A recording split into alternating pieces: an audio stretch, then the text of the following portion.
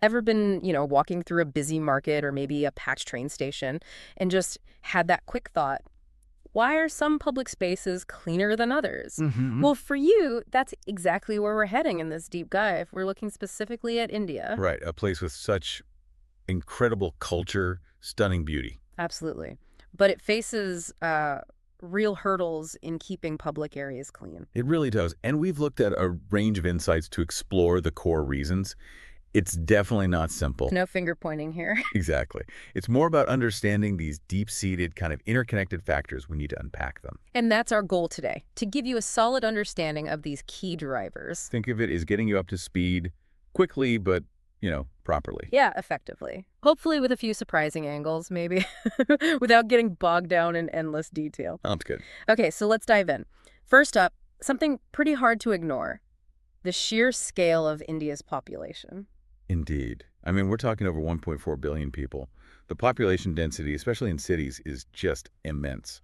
Like Mumbai or Delhi. Exactly. You have huge numbers of people moving there for work, creating these megacities. Yeah. And a direct consequence of that, Garbage. a staggering amount of daily waste.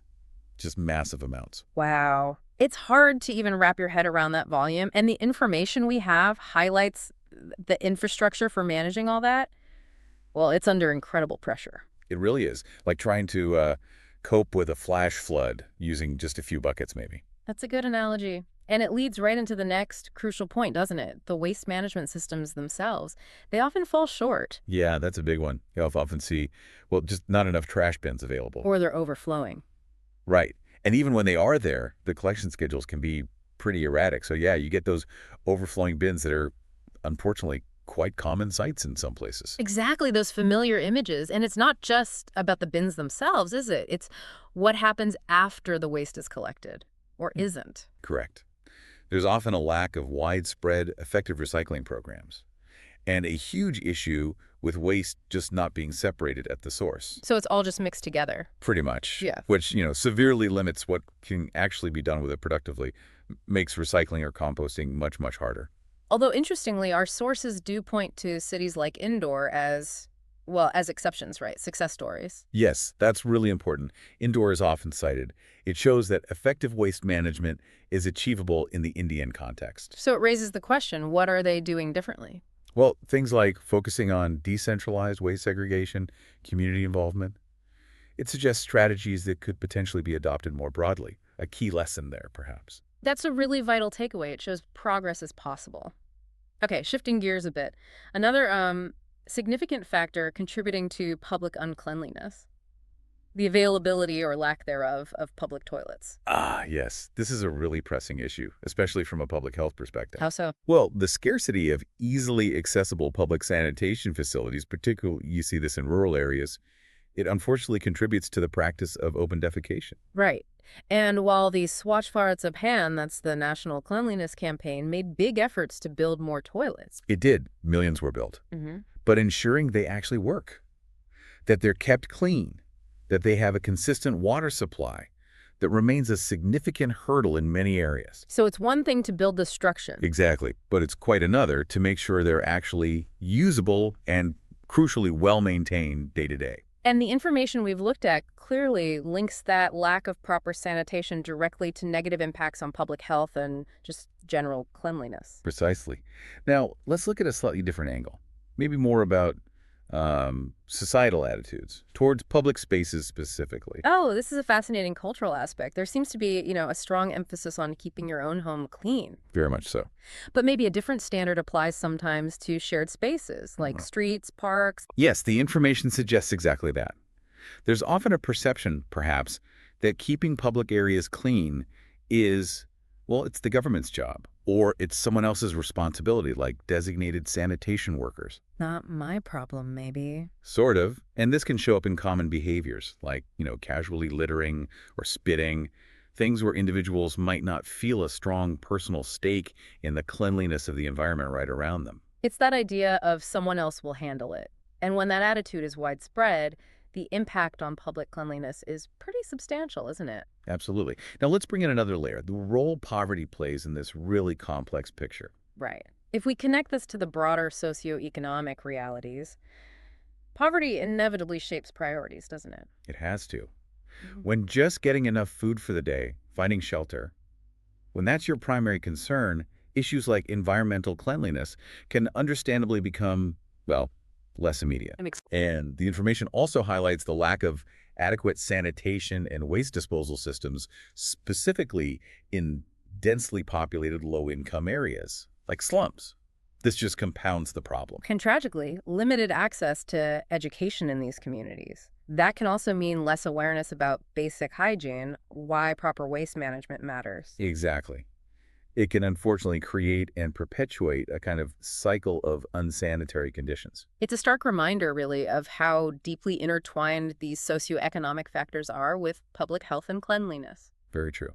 Okay, our next point looks at the effectiveness or sometimes the limitations of local governance. Right, so the local municipalities, the village councils. Yes. The information we have points out that these local governing bodies, especially in smaller towns and villages, often face pretty big challenges. Like what? Well, often insufficient funding is a major one. Sometimes a lack of the necessary authority or maybe resources to really tackle cleanliness issues effectively. And it's not just smaller places, is it? No, what's quite insightful is that even in larger cities, which you'd think have more resources, Right.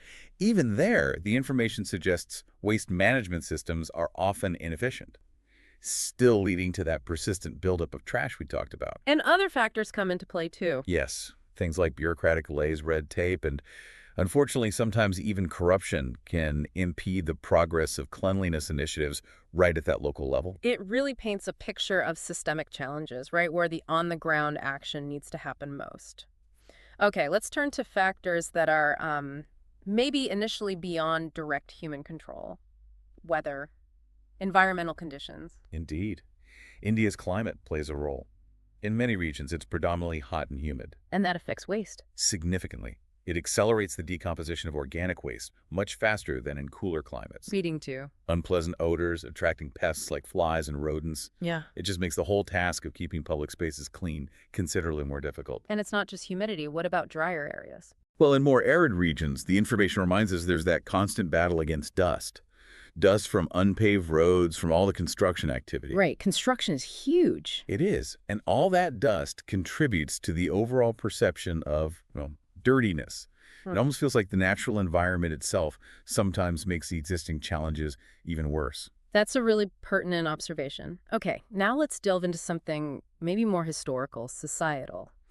The legacy of traditional social structures, specifically thinking about the caste system here. Yes, this provides some crucial historical context, though it's obviously a very sensitive topic. Understood. The information we reviewed briefly explains how the traditional caste system historically assigned certain tasks, including cleaning, to specific groups within society. Correct. And while the caste system is now legally abolished and constitutionally outlawed, its historical influence can unfortunately linger in some societal attitudes. How so in relation to cleanliness? Well, the information suggests that the work of cleaning public spaces is sometimes still viewed, perhaps subconsciously, as a lower status occupation by some. Ah, I see. And this can contribute to a kind of diminished sense of shared responsibility for public cleanliness among the wider population, if it's seen as someone else's job, specifically certain groups' job. It undermines that collective effort, a really deeply rooted social dynamic. Okay, let's shift focus now to a more modern trend, but one that also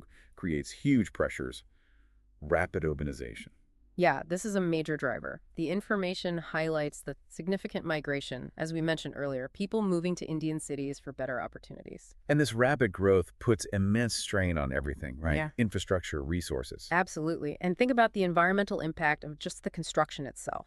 All the building activity generates enormous amounts of dust and debris. That's a major factor contributing to the problem. And it's not just the construction mess, is it? It's about keeping pace. Exactly. The planning and implementation of proper waste management, proper sanitation systems, it often lags behind this incredibly fast urban expansion. So the city grows faster than the systems needed to support it cleanly. In many cases, yes. And the information also mentions related issues, like poorly constructed roads that can quickly deteriorate, adding to the overall mess and, disarray.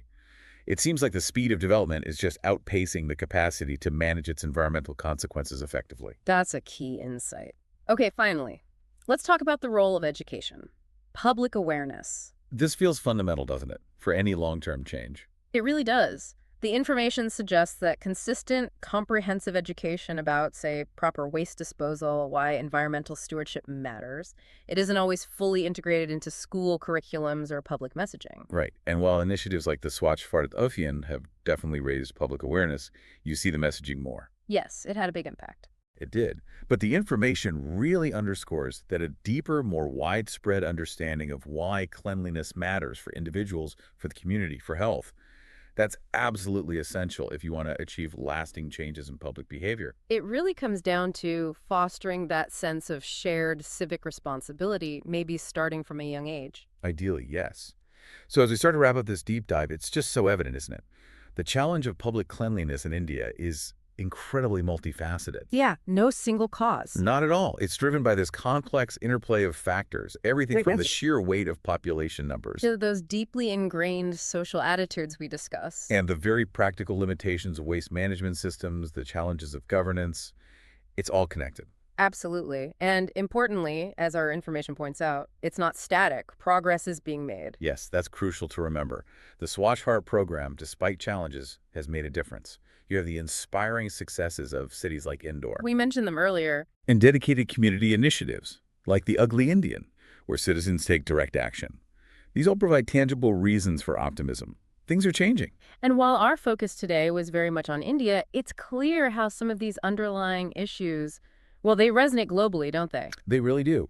Rapid urbanization, the challenges of managing waste in dense populations, that delicate balance between individual habits and collective responsibility. You see similar dynamics playing out in different ways all over the world. It really prompts you, the listener, to consider how these things might be at play in your own context, perhaps. Which leads us to a final, maybe provocative thought for you to consider. Reflecting on all these deep-rooted factors we've discussed in India, what fundamental shifts maybe in mindset, maybe in infrastructure, maybe both? What do you believe are the most vital for any society that's genuinely striving for a cleaner future?